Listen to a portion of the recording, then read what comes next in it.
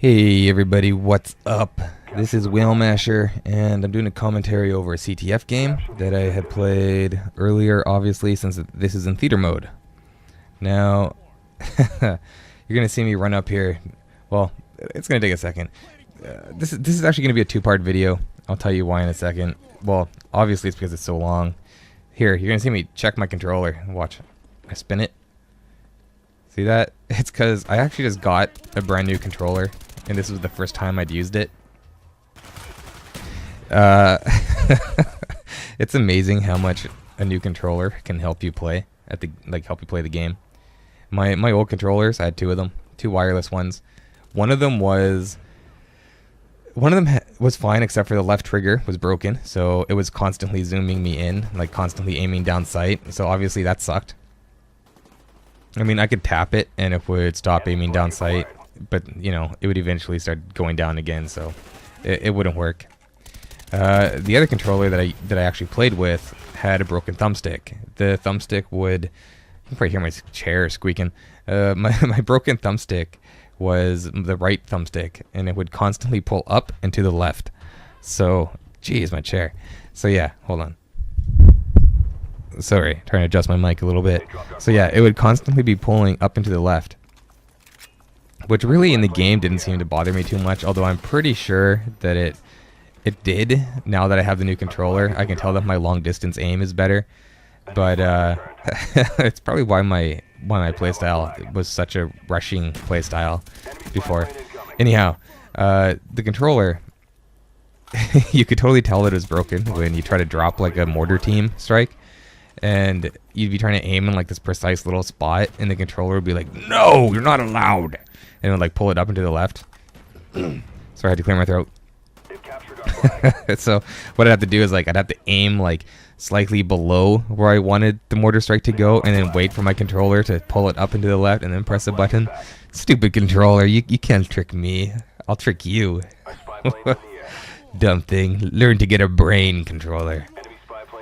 Yeah, like I was saying, this is going to be a two-part video. I'm finding that a lot of my games are really, really long rather than short. So I don't want to put up videos that are like 15 minutes long. I hate that idea. It's not...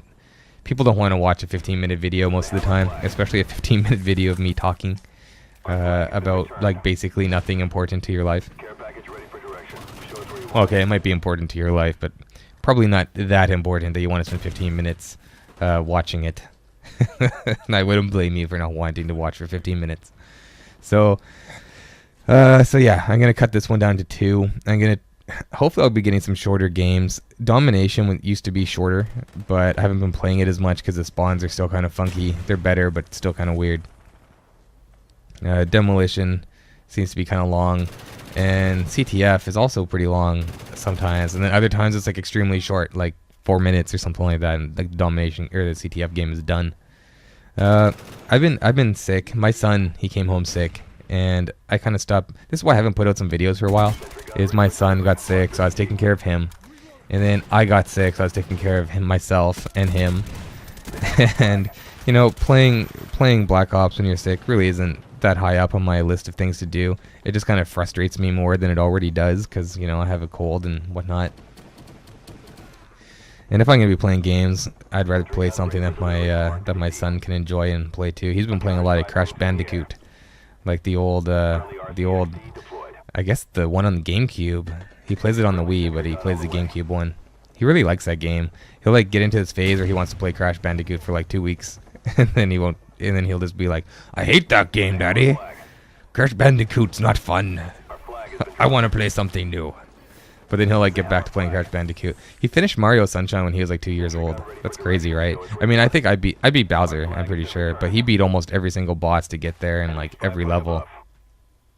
There's only a couple of things that I had to help him with, and I think those things I had to actually look up online, one thing to figure out how to do it, because I was like, I don't know how you find this level or something like that. I don't know what it was. It was a long time ago. He's 6 years old now, so yeah. Anyhow, yeah, been sick, haven't been posting up as many videos. 1, because of the sickness, and 2, because it's just hard to get the shorter games for me. So that kind of sucks. now I'm going to talk about what I'm actually doing in this game, which is obviously CTF. I am playing very objectively at defending the flag. Some people might call this camping. I call this playing defensively. It is not camping. Not at all. And if you think it's camping, then I hate you. You have no soul. Yeah, this... someone made a post on one of my videos about the RC car, because I hate the RC car. I seriously do. I think that the RC car should be a drop that comes randomly from the care package, like the Valkyrie rockets and the Death Machine. Or no, the Valkyrie rockets aren't. They do come from it, but you can also get those as a kill streak. But the Death Machine and the Grim Reaper, they come from the care package as a random drop, and that's exactly what the RC car should be, because this thing is so ridiculously overpowered. It's not even funny. It's like a guaranteed kill, and look how fast the thing goes. Like, it's crazy. So yeah, what I'm doing is basically I'm running the most newbie thing I could think of, and that was hardline with RC car and care package and sentry gun. That's my kill streak loadout. And I mean, if you run it with a claymore, you're basically guaranteed an RC car every time if you can get one kill with your gun. As long as you put that claymore somewhere where you're pretty much guaranteed to get a kill, you're probably going to like 75% of the time or more get a kill with the claymore. And then, you know, you get the one with your gun, and then you have an RC car that you can use, and you get one kill with that if you want to. I don't always get a kill with my RC car. A lot of that though is because I use it defensively and offensively rather than just for kill. But yeah, if you use it just for a kill, you're like guaranteed like a 3 kill death ratio almost, at least, if you just camp it out. I wouldn't be able to do that all the time, but some people don't care, and then they'd be able to do that and have fun doing it. And if you want to get up your kill streak or your KD ratio, that's a good way to do it. But the reason I'm doing this is because I figured that, one, yeah, my KD had been kind of suffering a little bit from playing games like Demolition, and I feel like I can't play Demolition without running like a madman to the objective and trying to plant the bomb and dying, or trying to defuse the bomb.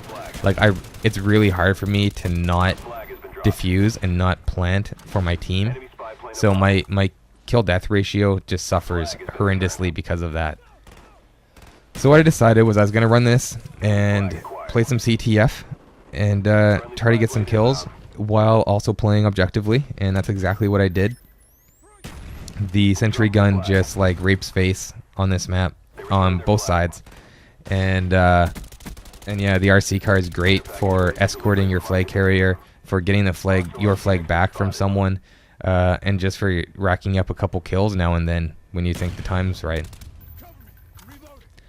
I wanted to talk about the whole KD ratio situation. Mine is currently at like 1.4 something. People ask a lot what my KD is, and that's approximately where it is. It's like 1.41 or 1.43 right now. It's going up because I haven't been playing Demolition as much. And see, here's the thing. I think that objective-based games should not count your KD ratio. Well, you know, I think CTF could easily count your KD ratio, because it's not like you're sitting there trying to capture the flag for 5 seconds, or, you know, like you do on Domination and Demolition and Sabotage and stuff like that. You basically just run up to the flag and you have it. So, you know, it could easily, and you can still kill people just as well when you have the flag as when you don't. So it could easily count your KD ratio. But games like Demolition should not count your KD ratio overall. Demolition should count your attempts to plant bombs. Like, if you shouldn't just be able to go and like attempt to plant a bomb, then stop, attempt to plant a bomb, then stop, attempt to plant a bomb, and then stop, and never actually plant it. Just get your attempt streaks up. But it should be like, if you actually try to plant a bomb for like 2 seconds or something like that, or 3 seconds, or even do it as a percentage thing. So every time you get a certain percentage through planting a bomb, actually that wouldn't work, because then people would abuse that, get to like 95% then stop planting. So yeah, every time that you get to like say 2 seconds, that should, like 2 seconds into planting or 2 seconds into defusing a bomb, that should count as an attempt to do one or the other. Likewise, it should do what it already does and count how many times you've actually planted a bomb and how many times you've actually defused a bomb, rather than counting KD ratios. The same thing should go for capturing flags on Domination. If you spend 2 seconds on the flag, and then you die, that should count as an attempt to capture. And, you know, likewise, if you spin the entire 5 seconds, that should count as a capture. I'm going to put up the other video tomorrow, the end of this, picking up where it's stopping now. So, yeah, talk to you later.